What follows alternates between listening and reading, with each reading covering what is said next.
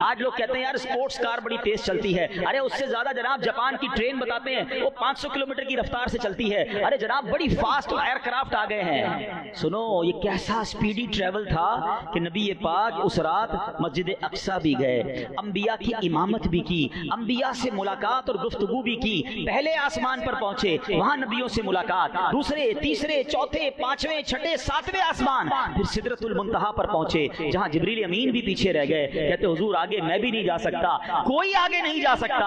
اب اللہ کے حبیب علیہ السلام آگے جاتے ہیں اور سبحان اللہ رب کی بارگاہ میں پہنچ جاتے ہیں، اللہ سے ہم کلام ہوتے ہیں، 50 نمازیں عطا ہوتی ہیں، پھر واپس آتے ہیں، طویل واقعہ ہے، حضرت موسیٰ کے کہنے پر پھر جاتے ہیں، لوگ کہتے ہیں نبی پاک کو ایک بار دیدار نصیب ہوا، ارے اس ایک رات میں کتنی بار دیدار نصیب ہوا کہ بار بار جاتے ہیں اور 5 نمازیں بھی کروا لی، جنت کے طبقات بھی دیکھے، دوزخ کے طبقات بھی ملاحظہ فرمائے، عذاب بھی دیکھے، یہ سارا ٹریول کر کے میرے آقا جب واپس آتے ہیں تو حدیث کی کتابوں میں لکھا ہے جس بستر کو چھوڑ کے گئے تھے وہ بستر ابھی بھی گرم تھا، وضو کیا تھا پانی بہ رہا تھا، آقا واپس آئے پانی اس وقت بھی بہ رہا تھا، جس سارے کام سیکنڈوں میں ختم ہو جاتے ہیں۔ آج ٹھنڈی رات آپ بستر سے اٹھیں، تھوڑی دیر بستر گرم رہتا ہے، اس کے بعد بستر نارمل ہو جاتا ہے، وضو کریں پانی کتنی دیر بہتا ہے، چند سیکنڈ بہتا ہے پھر رک جاتا ہے۔ اس کا مطلب یہ ہوا کہ سرور کائنات یہ صدیوں کا سفر کر کے واپس آئے ہیں مگر وقت وہیں رکا ہوا ہے، کائنات وہیں رکی ہوئی ہے۔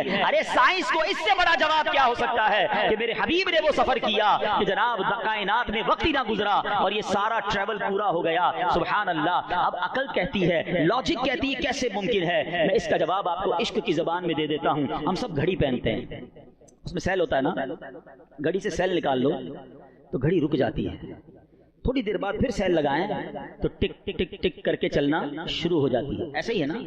دراصل بات یہ ہے کہ میرے آقا اس کائنات کی جان ہے، وہ جو نہ تھے تو کچھ نہ تھا، وہ جو نہ ہو تو کچھ نہ ہو، کیوں جان ہے وہ جہان کی، جان ہے تو جہان ہے۔ ارے جب کائنات کی جان ہی چلی گئی تھی تو کائنات رک گئی تھی، آقا سفر کر کے واپس آئے، کائنات نے پھر چلنا شروع کر دیا۔ تو یہ معراج ہے، ہاں یہ شان ہے میرے آقا کی، یہ ٹریول کروایا گیا، یہ انعامات دیے گئے۔ اچھا آج ہم معراج مصطفیٰ کو ایک اور انداز سے سمجھتے ہیں، خوبصورت باتیں ہیں انشاءاللہ، اب آپ سنیں گے تو اندازہ ہوگا کہ معراج کی رات نبی پہلے ایک بات سمجھیے، معراج کا جو ٹریول نہیں صرف ایک واقعہ نہیں ہے، ایکچولی پورا نصاب ہے۔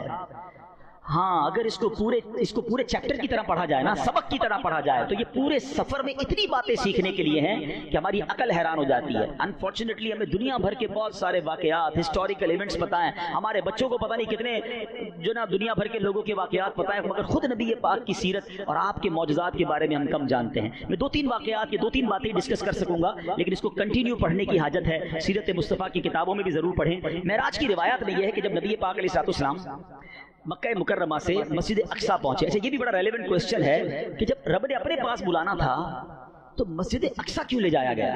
ڈائریکٹ نبی پاک آسمانوں کی طرف چلے جاتے، سدرۃ المنتہا پہنچ جاتے، بیت المقدس کیوں لے جایا گیا؟ سبحان اللہ، تو وہاں نبی پاک کے آپ کے شان اور آپ کے مقام کے اظہار کے لیے آپ کو بلایا گیا۔ کائنات کی سب سے عظیم جماعت، کائنات کی سب سے عظیم، یوں سمجھے کہ نبی پاک کو امامت عطا کرنی تھی، یہ کیسی نماز تھی، یہ کیسی جماعت تھی کہ سارے انبیاء مسجد اقصی میں موجود ہیں اور صفے بنائے کھڑے ہیں، انتظار ہے امام کا، اور نبی پاک پہنچتے ہیں، جبریل امین نے نبی پاک کے ہاتھ مبارک کو پکڑا اور نبی پاک کو مصلی کی طرف بڑھا دیا، میرے آقا نے امامت فرمائی، صف بصف کھڑے ہیں انبیاء، مصطفیٰ امام ہو گئے۔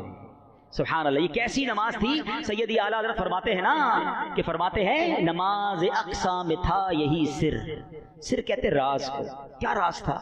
نماز اقصی میں تھا یہی سر، عیاں ہو مانائے اول آخر، پتا چل جائے دنیا کو کہ کون اول ہے کون آخر ہے دست بستہ پیچھے حاضر جو سلطنت آگے کر گئے تھے، یعنی بڑے بڑے انبیاء جو سلطنت کر کے گئے مگر میرے نبی کے پیچھے ہاتھ باندھے کھڑے ہیں۔ پوری دنیا کو یہ میسج دینا تھا کہ آپ امام الانبیاء ہیں، آپ خاتم الانبیاء ہیں، آپ کا جو مرتبہ ہے وہ کائنات میں کسی اور کا نہیں ہے۔ اور سبحان اللہ، یہاں نبی پاک کو نماز کے بعد پیاس محسوس ہوئی۔ اب ذرا سمجھیے، تو اب جبریل امین نے 2 پیالے پیش کیے آپ کی بارگاہ میں، 2 پیالے پیش کیے گئے، ایک دودھ کا اور ایک پاکیزہ شراب کا، دونوں میں سے کچھ بھی چوز کر لیں۔ تو پیارے آقا علیہ السلام نے دودھ کو قبول فرمایا جبریل امین نے کیا کہا؟ الحمدللہ الذی ہداک الفطرۃ، تمام تعریفیں اللہ پاک کے لیے جس نے آپ کو فطرت یعنی نیچر کی طرف رہنمائی فرمائی۔ لو اخذت الخمر غوت امتک، اگر آپ شراب کا پیالہ قبول فرماتے تو آپ کی امت گمراہ ہو جاتی۔ نبی پاک نے دودھ کو سلیکٹ کیا۔ اب علماء نے اس میں بہت خوبصورت گفتگو لکھی ہے کہ سبحان اللہ، ہم اس نبی کے امتی ہیں، پیارے آقا علیہ السلام نے امت پر کرم فرمایا، دودھ کا پیالہ قبول فرمایا اور امت کو گمراہی سے بچا لیا۔ اب ہمیں کیا سیکھنا ہے کہ یہ امت فطرت پر قائم رہنے والی امت ہے، لہٰذا ہم سب پر لازم ہے کہ ہم فطرت پر قائم رہیں۔ اب یہ فطرت کیا ہے؟ فطرت پر قائم رہنا کسے کہتے ہیں؟ آئیے ذرا اس کے بارے میں اس کی امپورٹنس سنتے ہیں۔ قرآن مجید میں اللہ کا پاک ارشاد فرماتا ہے، فطرۃ اللہ التی فطر الناس علیہا لا تبدیل لخلق اللہ ذالک الدین القیم ولکن اکثر الناس لا یعلمون۔ آسان ترجمہ قرآن کنز العرفان، یہ اللہ کی پیدا کی ہوئی فطرت ہے جس پر اس نے لوگوں کو پیدا کیا۔ اللہ کے بنائے ہوئے میں تبدیلی نہ کرنا، یہی سیدھا دین ہے، مگر بہت سے لوگ نہیں جانتے۔ پتا چلا کہ دین جو ہے نا ہمارا، یہ دین فطرت ہے، یہ نیچر سے ہٹ کے نہیں ہے۔ باقی سب نیچر سے ہٹ کے ادھر ادھر رائٹ لیفٹ چلے جاتے ہیں، میں آگے بتاؤں گا آپ کو۔ اللہ کریم نے مجھے اور آپ کو دین فطرت عطا فرمایا ہے، سبحان اللہ۔ اب ذرا غور سے سنیے گا حدیث پاک، ما من مولود الا یولد علی الفطرہ، اللہ کے نبی فرماتے ہیں ہر بچہ فطرت پر ہی پیدا ہوتا ہے۔ آگے کیا فرمایا؟ فَأَبَوَاهُ يُهَوِّدَانِهِ أَوْ يُنَصِّرَانِهِ، یعنی اس کے ماں باپ ہوتے ہیں، اس کے پیرنٹس ہوتے ہیں جو اسے یہودی یا نصرانی بنا دیتے ہیں۔ ماں باپ کو دیکھ کر، رشتہ داروں کو دیکھ کر پھر وہ کوئی اور مذہب اختیار کرتا ہے۔ اس کو اور اچھی انداز سے سمجھیے گا۔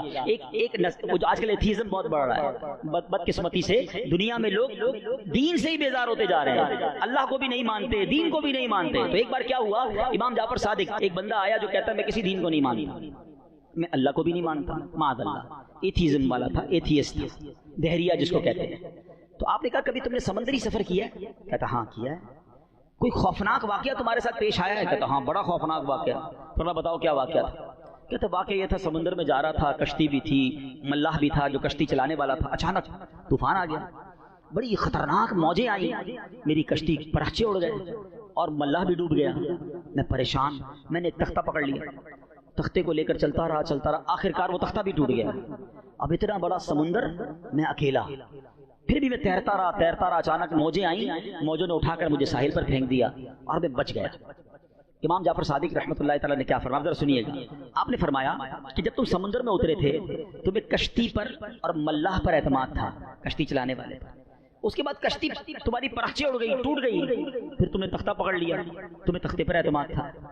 اس کے بعد تختہ بھی چلا گیا، اب تو تم تنہا تھے نا، پھر کسی پر امید تھی تمہیں کہ تم بچ جاؤ گے؟ کہتے ہیں ہاں دل کے کسی کونے میں امید ضرور تھی کہ شاید میں بچ جاؤں گا، میں اسی لیے تیرتا رہا۔ حضرت امام جعفر صادق نے پتہ کیا کہا، سبحان اللہ، آپ فرماتے ہیں یہ جو تمہیں خوفناک حالت میں بھی جو تجھے ایک امید تھی نا تو بچ جائے گا، جس ہستی پر تجھے بھروسہ تھا اسی کو خدا کہتے ہیں۔ تیرے دل میں جو یہ آخری امید جو تھی نا، یہی وہ رب ہے جس نے امید ڈالی تھی تیرے دل میں، اس نے تجھے ڈوبنے سے بچا لیا۔ اللہ اکبر، وہ سوچنے لگا کہ بات تو ٹھیک ہے، کلمہ پڑھ کر مسلمان ہو گئے۔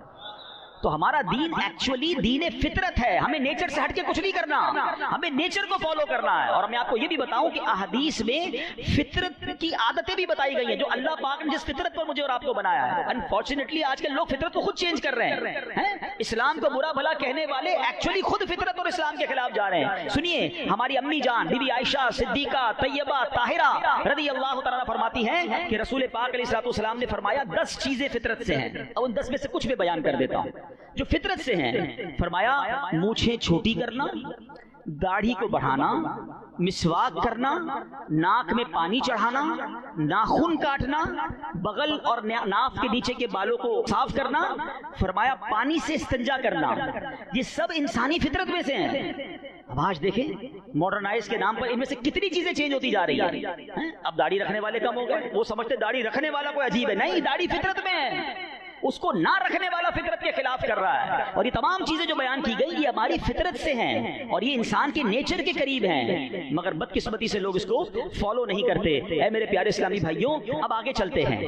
سفر معراج میں ایک تو فطرت کے بارے میں سیکھنے کو ملا کہ ہمیں فطرت پر باقی رہنا ہے، پھر فرمایا کہ سفر معراج میں یہ ایکچولی سفر جو تھا نا، یہ علم دین حاصل کرنے کے لیے سفر تھا۔ ہاں نبی پاک علیہ الصلوۃ والسلام کو رب نے حکم فرمایا وقر رب زدنی علما، عرض کرو اے میرے رب میرے علم میں اضافہ فرما. آپ دعا کرتے تھے، بار بار دعا کرتے تھے اے اللہ میرے علم میں اضافہ فرما. تو سبحان اللہ، یاد رکھیے کہ یہ ایک ایسا سفر تھا، اس میں نبی پاک کو ایک ایسا علم عطا کرنا تھا جس کا علم کائنات میں کسی کو بھی نہیں تھا کہ سدرۃ المنتہا سے آگے کیا ہے. فرشتے بھی نہیں جا پا رہے، جبریل امین بھی نہیں جا پا رہے، وہاں اللہ کے رازوں میں سے راز تھے. تو نبی پاک کو ایک ایسا علم عطا کرنا تھا جو کائنات میں کسی اور کو نہیں تھا. چونکہ نبی پاک دعا کرتے تھے کہ اے اللہ میرے علم میں اضافہ فرما، تو رب نے اپنے حبیب کے علم کی وسعتوں کو بڑھانے کے لیے انہیں معراج کا سفر عطا فرمایا، سدرۃ المنتہا سے بھی آگے بلایا. اور سنو کتنا علم دیا پیارے آقا علیہ الصلوۃ والسلام کو رب نے، کون کون سے علوم عطا فرمائے. خود قرآن میں فرمایا فَأَوْحَا إِلَىٰ عَبْدِهِ مَا أَوْحَا، پھر اس نے اپنے بندے کو وحی فرمائی جو اس نے وحی فرمائی، یعنی جو اس نے فرمانا تھا، جو عطا فرمانا تھا اپنے بندے کو عطا فرمایا. سبحان اللہ، یعنی کیا راز کی باتیں